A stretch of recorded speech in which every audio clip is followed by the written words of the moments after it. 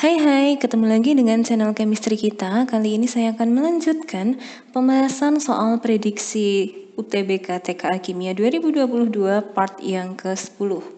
Langsung saja ke soal yang pertama. Narkoba baru jenis tembakau gorila mengandung AB CH Minaka dengan rumus struktur seperti yang ada di gambar ini, di mana tembakau gorila tersebut merupakan senyawa kanabinoid sintesis yang punya efek seperti ganja. AB CH Minaka pada gambar di atas mempunyai rumus kimia seperti apa? Oke, ini kalau saya salin gambarnya. Nah, kita tinggal hitung jumlah C-nya terlebih dahulu, di mana pertemuan antar garis atau ujung garis nanti dia mengandung C. Jadi nanti di sini ada C, di ujung sini juga C. Nah, kalau saya pasang C-nya jadi seperti ini.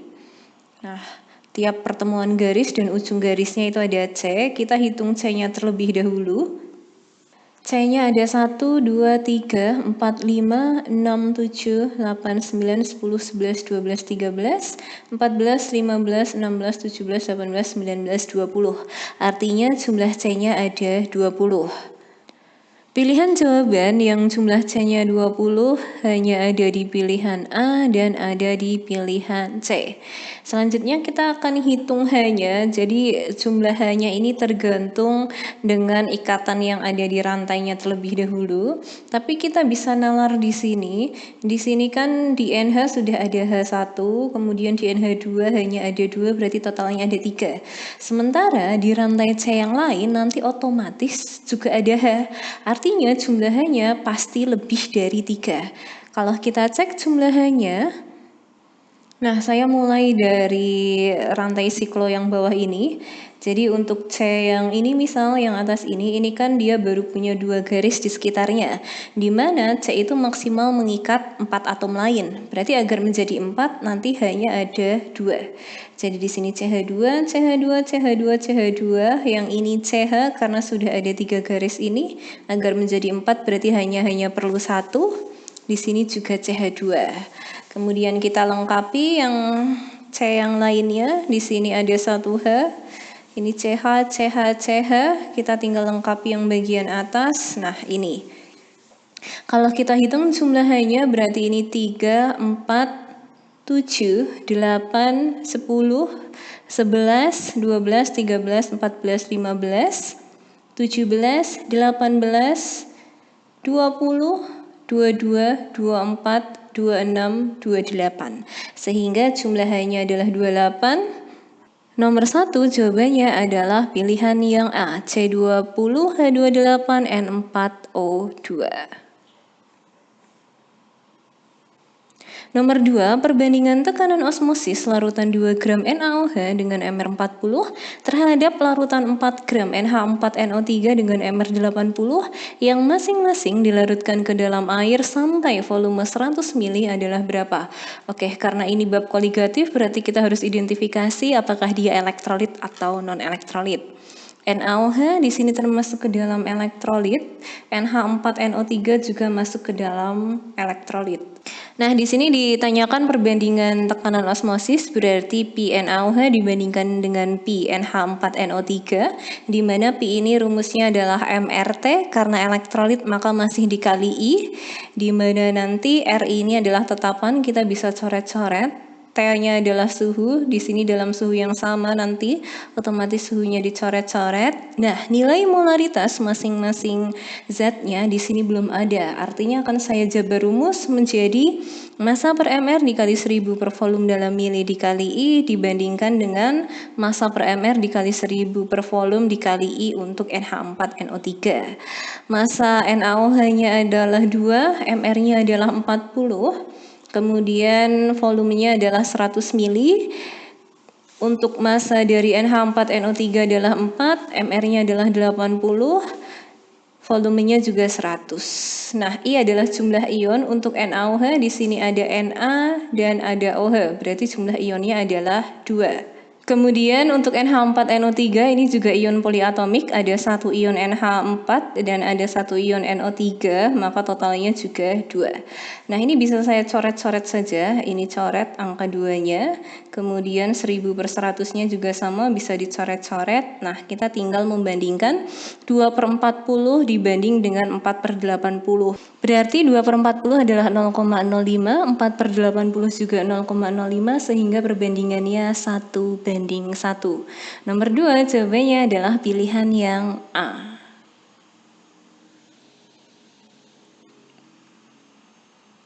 3. Pada elektrolisis larutan natrium klorida atau NaCl, di katoda terbentuk gas sebesar 2,8 desimeter pangkat 3. Desimeter pangkat 3 ini setara dengan liter pada suhu dan tekanan standar. Artinya kalau tekanan dan suhu standar ini adalah keadaan STP ya. Pertanyaannya, banyaknya muatan listrik yang mengalir dalam larutan tersebut adalah berapa? Oke, kita harus tahu dulu di katoda ini terbentuk gas apa. Oke, kita akan ionkan dulu. Natrium klorida adalah NaCl yang kalau saya ionkan menjadi Na+ plus Cl-. Nanti Na+ atau ion positif akan bereaksi di katoda dan ion negatif akan bereaksi di anoda. Nah, di sini katodanya ada Na+, di mana karena soal ini bunyinya berupa larutan, maka kita harus memperhatikan asal ionnya, apakah dari golongan 1A, 2A atau tidak. Nah, ternyata di sini Na ini berasal dari golongan 1A. Jika ionnya ini berasal dari golongan 1A, maka dia tidak akan bereaksi. Yang bereaksi adalah air dengan reaksi 2H2O plus 2 elektron menjadi 2OH- plus H2. Nah, dari reaksi di katoda ini terbentuk gas hidrogen ya, H2 ini dengan volume tadi dikatakan 2,8 liter.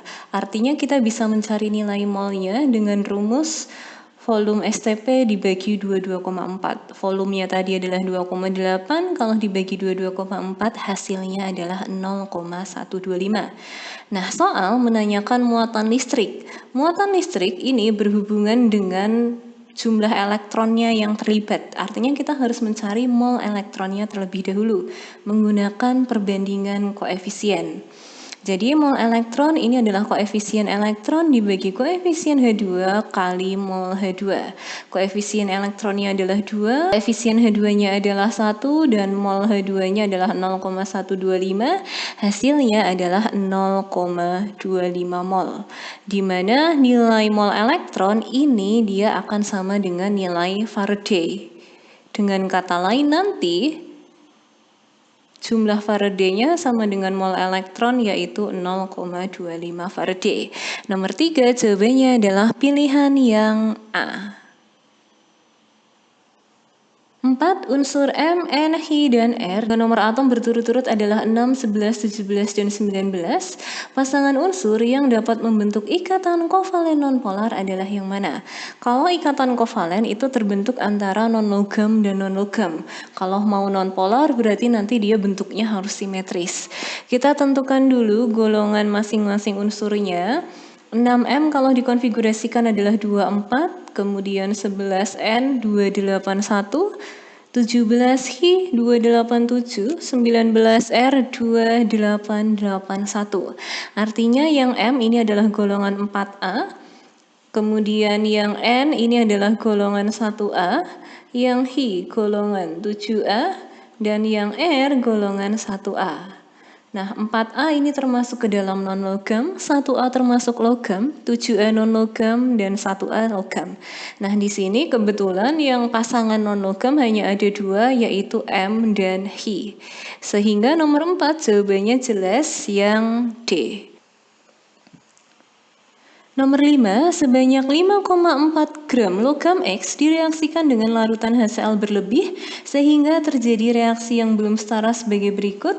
X ditambah HCl menjadi XCl3 plus H2. Jika volume gas hidrogen yang dihasilkan pada 0 derajat dan 1 atm sebanyak 6,72 liter, maka massa atom relatif X adalah berapa? Massa atom relatif ini adalah AR. Kemudian kalau suhu 0 derajat dan tekanan 1 atm ini artinya adalah keadaan standar ya, atau keadaan STP. Nah, langkah pertama karena reaksinya dikatakan belum setara, kita akan setarakan terlebih dahulu.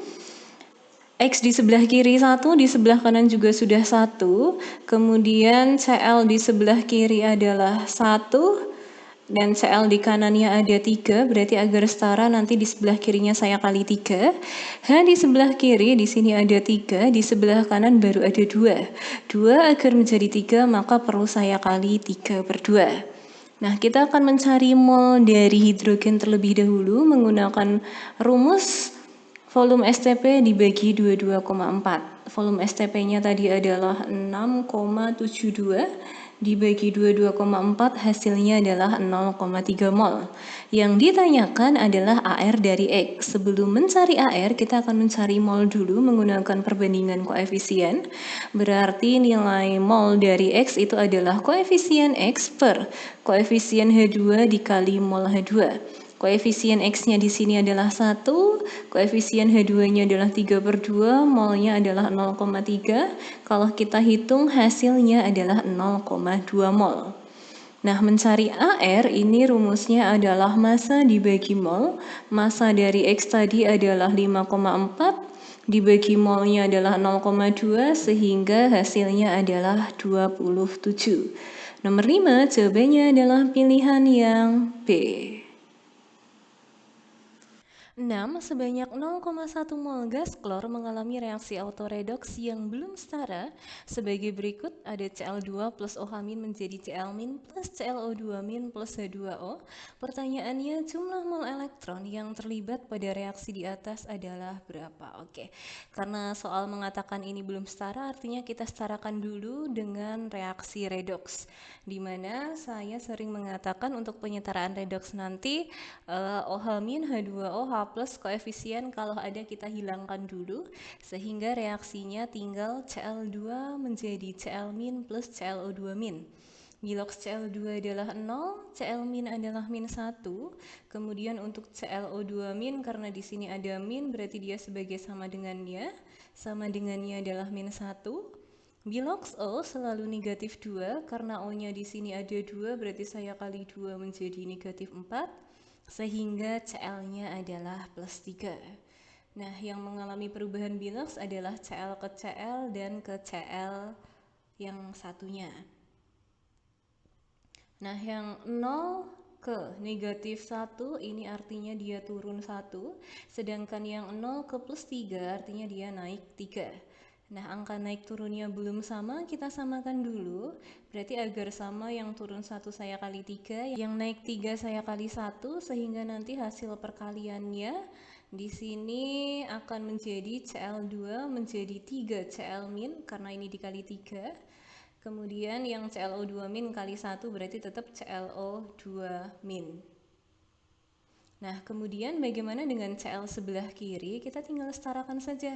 Di sebelah kanan, di sini Cl-nya ada 3 ditambah 1, berarti totalnya adalah 4. Sedangkan di sebelah kiri baru ada 2, agar menjadi 4 berarti dikali 2.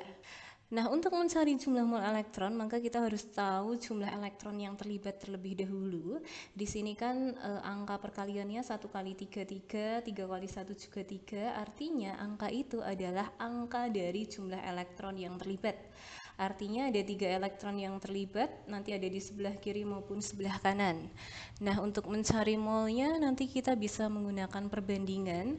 Tadi kan di soal sudah diketahui gas klor atau dalam hal ini Cl2 itu nilai molnya adalah 0,1. Untuk mencari mol elektronnya berarti rumusnya adalah koefisien elektron per koefisien Cl2 dikali mol Cl2. Koefisien elektronnya adalah 3, koefisien Cl2-nya adalah 2, mol Cl2-nya adalah 0,1. Sehingga hasilnya adalah 0,15. Nomor 6, jawabannya adalah pilihan yang B. 7. Jika dalam volume 5 liter terdapat 4 mol asam iodida, 0,5 mol iodium dan 0,5 mol hidrogen dalam kesetimbangan pada suhu tetap, maka tetapan kesetimbangan reaksi pembentukan asam iodida dari iodium dan hidrogen adalah berapa? Oke, kita akan tentukan reaksinya dulu, yaitu I2 ditambah H2 menjadi HI. Karena tadi kan soal bilang pembentukan asam iodida atau HI dari iodium yaitu I2 dan hidrogen. Nah, kita akan setarakan reaksinya dulu. I di sebelah kiri ada 2, di sebelah kanan baru 1, agar setara berarti saya kali 2. Nah, karena di sini nilai mol semua zat dalam keadaan setimbangnya sudah ada, maka kita akan langsung rumus saja, di mana rumus dari KC itu adalah produk pangkat koefisien dibagi reaktan pangkat koefisien. Di sini produknya adalah HI, koefisien 2 berarti nanti menjadi HI pangkat 2 ini. Kemudian reaktannya ada I2, koefisien 1 berarti I2 pangkat 1 dikali H2 pangkat 1 juga. Nah, ingat tanda kurung siku ini menandakan nilai molaritas atau konsentrasi. Nah, untuk mencarinya berarti kita akan mencari nilai konsentrasi masing-masing zat.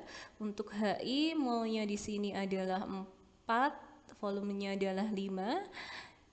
Hasilnya adalah 0,8, sedangkan I2 di sini molnya adalah 0,5 dibagi 5 yaitu 0,1, dan H2 di sini juga 0,5 bagi 5 0,1 juga.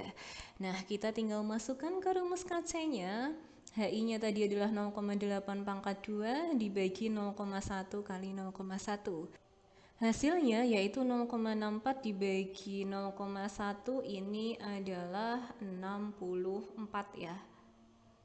Oke, sehingga untuk nomor 7 jawabannya adalah pilihan yang E. 8. Senyawa Hi yang mempunyai rumus C4H10O akan menjadi R dengan rumus C4H8O. Jika R dioksidasi dan dipanaskan dengan larutan NaOH atau I2 akan dihasilkan endapan kuning. Senyawa Hi-nya adalah apa? Nah, kita identifikasi Hi dan R-nya terlebih dahulu. Hi tadi adalah C4H10O dan R-nya adalah C4H8O, di mana untuk Hi ini akan mengikuti rumus umum CnH2n plus 2O yang merupakan alkohol atau eter. Sedangkan R di sini akan mengikuti rumus umum CnH2nO atau aldehid dan keton. Berarti kan tadi yang ditanyakan adalah Hi, berarti untuk Hi-nya ini harus alkohol. Alkohol ini gugusnya adalah OH, atau kalau eter berarti dia gugusnya adalah O ya. Oke, kita tinggal eliminasi jawabannya terlebih dahulu. Pilihan A di sini ada OH berarti alkohol, pilihan B juga OH alkohol, pilihan CO yaitu ether, pilihan D COH ini adalah aldehid berarti bukan. Kemudian pilihan E di sini adalah OH yaitu alkohol juga. Tadi soal mengatakan jika R-nya ini dioksidasi dan dipanaskan dengan larutan NaOH atau I2, ini akan menghasilkan endapan kuning. Ini adalah suatu tes iodoform, di mana dalam tes iodoform itu nanti hasil positif itu terjadi jika bereaksi dengan etanol, etanol, metil keton atau alkohol sekunder. Nah, untuk pilihan yang A, di sini OH-nya menempel pada CH2. OH yang menempel pada CH2 ini adalah alkohol primer. Kemudian pilihan B, OH-nya juga menempel pada CH2, artinya dia alkohol primer juga.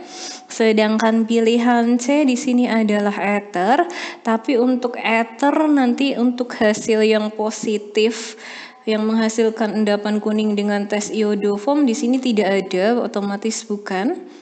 Nah, kalau pilihan E, OH-nya menempel pada CH. OH yang menempel pada CH ini adalah alkohol sekunder. Sehingga nomor 8 jawabannya adalah pilihan yang E.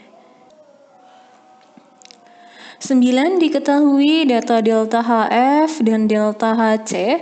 Pertanyaannya, entalpi pembentukan dari C2H6 adalah berapa? Nah, di soal di sini diketahui delta HC. Delta HC ini adalah suatu entalpi pembakaran. Berarti kita harus memprediksikan reaksi pembakaran dari C2H6. Nah, kalau pembakaran itu ciri-cirinya dia ditambah O2 akan menghasilkan CO2 dan H2O. Kita setarakan dulu. C di sebelah kiri 2, di sebelah kanan baru 1, agar setara berarti saya kali 2. H di sebelah kiri ada 6, di sebelah kanan ada 2, berarti agar setara saya perlu kali 3. Untuk O-nya, O di sebelah kanan, di sini ada 2 kali 2 yaitu 4 ditambah 3 kali 1. 4 tambah 3 artinya adalah 7. Sedangkan di sebelah kiri baru ada 2. 2 2 agar menjadi 7 maka perlu saya kali 7 per 2. Nah, jika di soal diketahui delta HF maka rumus delta H-nya adalah sigma atau jumlah delta HF sisi kanan dikurangi sigma delta HF sisi kiri. Berarti 2 kali delta HF CO2 ditambah 3 kali delta HF H2O dikurangi delta HF C2H6 ditambah 7 per 2 kali delta HF O2. Delta H-nya tadi sudah ada untuk pembakaran yaitu C. Kemudian delta HFCO2-nya adalah A, delta HFH2O-nya adalah B, delta HFC2H6-nya ini kita cari, kemudian O2, karena O2 ini adalah molekul bebas, maka nilai delta HF-nya adalah 0. Ini adalah konsep yang perlu kita ketahui. Sehingga delta HF ini sama dengan 2A ditambah 3B min C. Nomor 9, jawabannya adalah pilihan yang C. Terakhir nomor 10, diketahui massa atom Ti adalah 48 SMA dan massa satu atom 12C adalah 2 kali 10 pangkat negatif 23. Pertanyaannya, besarnya massa 10 atom Ti adalah berapa? Oke, ini akan menggunakan rumus ARTI, ini sama dengan massa satu atom Ti per 1/12 dikali massa satu atom C12. ARTI, massa atom relatif, ini sama dengan ini ya, nilai massa atom ini adalah nilai AR. Oke, kita tinggal masukkan rumus, berarti 48 ini sama dengan massa satu atom Ti per 1/12 dikali 2 kali 10 pangkat negatif 23. Berarti massa satu atom Ti-nya adalah 8 kali 10 pangkat min 23. Soal minta besarnya massa 10 atom Ti, ya berarti kalau diminta massa 10 atom tinggal 10 dikali 8 kali 10 pangkat negatif 23, yaitu 8 kali 10 pangkat negatif 22. Nomor 10 jawabannya adalah pilihan yang A. Oke, cukup sekian untuk penjelasan dari soal prediksi TKA UTBK Kimia 2022. Jika ada yang mau ditanyakan, silahkan ditanyakan. See you.